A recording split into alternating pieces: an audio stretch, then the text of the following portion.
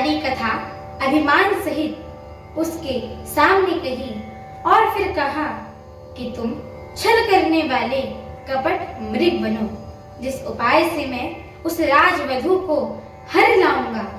तब उसने मारीच ने कहा कि हे दृष्टिस सुनिए, वे मनुष्य में रूप में चराचर के ईश्वर हैं। हे तात, उनसे वैर न कीजिए, उन्होंने ही मरने के मारने से और उनके जिलाने से जीना होता है। सबका जीवन मरण उन्हों के अधीन है। यही राजकुमार मुनि विश्वामित्र जी के यज्ञ की रक्षा के लिए गए थे। उस समय श्री रघुनाथ जी ने बिना फल का बाण मुझे मारा था, जिससे मैं क्षण भर में 100 योजन आ गिरा था। उससे वैर करने में भलाई नहीं है। मेरी दशा तो भृंगी कीड़ी से हो गई है।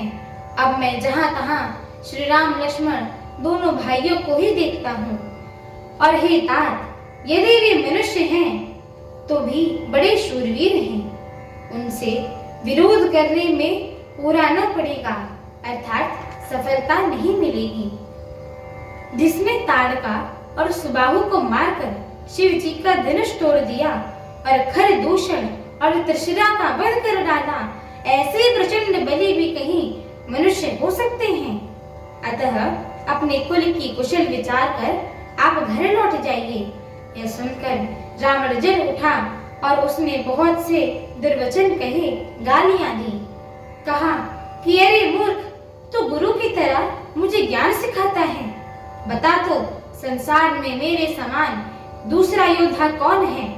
तब मारीच ने हृदय में अनुमान किया कि शस्त्रधारी, मर्मी अर्थात भेद जानने वाला, समर्थ, स्वामी, मूर्ख, धनवान, वैद्य, भाट, कवि और रसोइया, इन 9 व्यक्तियों से वैर करने में कुशल नहीं होता है।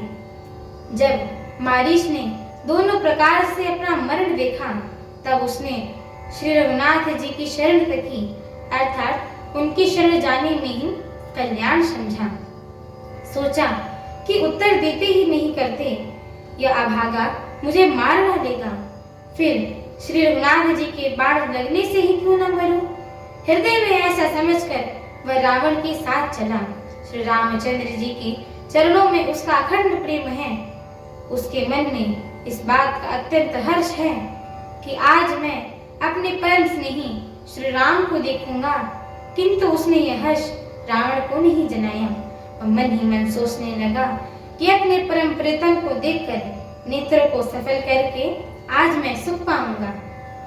जानकी जी सहित और छोटे भाई लक्ष्मण समेत कृपा निधान श्री राम के चरणों में मन लगाऊंगा, जिनका क्रोध भी मोक्ष देने वाला है और जिनकी भक्ति उन अवशेष किसी के वश में न होने वाले स्वतंत्र भगवान को भी वश में करने वाली है।